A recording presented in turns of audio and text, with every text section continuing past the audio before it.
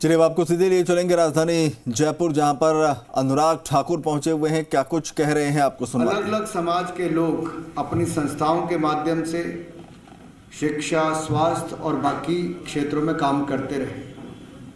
मुझे प्रसन्नता इस बात की है कि राजपूत सभा ने केवल राजपूत समाज के लिए नहीं, अन्य समाज के बच्चों को भी साथ में सहयोग करने का काम किया। इसके लिए मैं आपको बहुत बहुत साधुवाद देता हूँ। 10,000 से ज़्यादा युवाओं ने राजपूत सभा के माध्यम से चाहे शिक्षा प्राप्त की हो, छात्रावास में रहे हो, सहयोग प्राप्त किया हो, आज सरकारी नौकरियों में अपना योगदान दे रहे हैं। ये अपने आप में बहुत कुछ कहता है। इसके लिए भी मैं आपको बहुत बहुत बधाई देता हूँ। लेकिन मित्रों, आगे के लिए चुनौतियाँ बहुत हैं। कंपटीशन भरे जमाने में हम कहाँ खड़े हैं। रोजगार की बात, ये अपने गांव में स्टेशनरी बिजनेस शुरू करके हर महीने 2 लाख कमा रहे हैं। आपके गांव में भी ये करना है तो फ्रीडम ऐप को अभी डाउनलोड कीजिए। हो स्वरोजगार की बात हो या सरकारी नौकरी की बात, हर क्षेत्र में बहुत कंपटीशन है। बहुत सारे समाज में देखने को मिलता है कि अपने साथ अपने समाज के दूसरे लोगों को आगे बढ़ाने का काम करते हैं, चाहे व्यापार में हो, शिक्षा में हो, किसी भी क्षेत्र में हो। तो एक इस भाव के साथ कि साथ में बाकियों को भी आगे लेकर बढ़ा जाए। तो मुझे पूर्ण विश्वास है हम राष्ट्र निर्माण में राजपूत सभा की भी बहुत बड़ी जिम्मेदारी, भागीदारी होगी। और खुशी इस बात की है कि यहाँ केवल मेरे भाई मौजूद नहीं, मेरी मातृशक्ति भी यहाँ पर आशीर्वाद देने आई है। मैं अपनी मातृशक्ति का बहुत बहुत आभार करता हूँ। और हमारे तो इतिहास में जिस धरती पे मैं हूँ, महाराणा प्रताप की बात करें, पृथ्वीराज चौहान की बात करें, वो दिग्गज हुए जिनको पीढ़ी दर पीढ़ी सैकड़ों वर्षों के बाद भी आज पूरा समाज नहीं, पूरा देश पूरे मान सम्मान के साथ देश के कोने कोने में उनको याद करता है। उनके जीवन से हमें प्रेरणा मिलती है।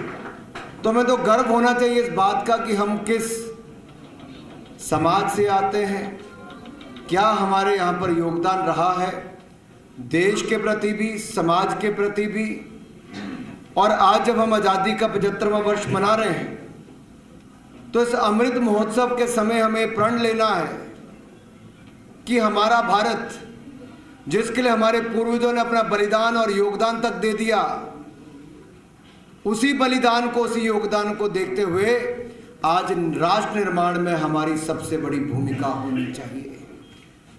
अमृत महोत्सव के समय हमें संकल्प लेना कि अगले 25 वर्षों में अपने भारत को नई ऊंचाइयों पर देखने के लिए, जहां पूरा देश एकजुट होकर लगेगा, राजपूत समाज और राजपूत सभा भी एकजुट होकर देश के निर्माण में आगे लगेगी मेरे भाई और बहनों। और कहीं ना कहीं शिक्षा एक बहुत बड़ा माध्यम है। शिक्षा के साथ साथ संस्कार बहुत बड़ी आवश्यकता है। मैंने जब राजस्थान आना शुरू किया था तो हिमाचल से आता हूं तो मुझे लगता है मेरे जैसा ही एक और राज्य यहां पर मुझे अपने घर जैसे ही लगा, जहां यहां की कला, संस्कृति, यहां के लोग इतने मिलनसार, और दोनों पर्यटन की दृष्टि से दुनिया भर के लोग यहां पर आते हैं, राजस्थान में भी, हिमाचल प्रदेश में भी। उसके 2 बड़े कारण हैं। एक, सुरक्षित महसूस करना, और अतिथि देवो भव। जो इस सोच के साथ दोनों राज्यों के लोग काम करते हैं कि अतिथियों की जो सेवा की जाती है, जो स्वागत किया जाता है, जो सत्कार किया जाता है, वो हिमाचल में भी, राजस्थान में, दोनों में बहुत देखने को मिलता है। इसलिए बहुत बड़ा हमारा पर्यटन पर निर्भर सारा काम रहता था। लेकिन पिछले कई वर्षों से मैं देख रहा हूं लगातार एक गिरावट यहां पर लगातार आती चली जा रही है। राजस्थान की छवि जैसे थी वैसी नहीं रह गई।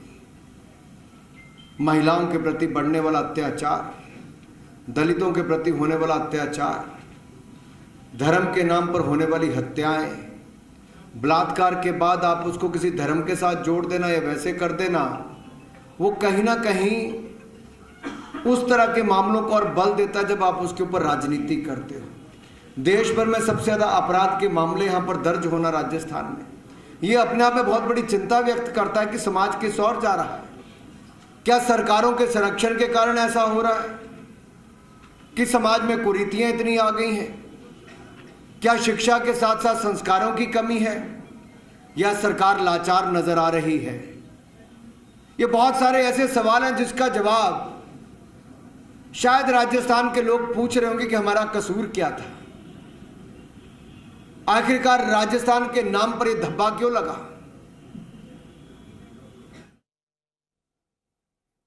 ये अपने गांव में स्टेशनरी बिजनेस शुरू करके हर महीने 2 लाख कमा रहे हैं। आपके गांव में भी ये करना है तो फ्रीडम ऐप को अभी डाउनलोड कीजिए।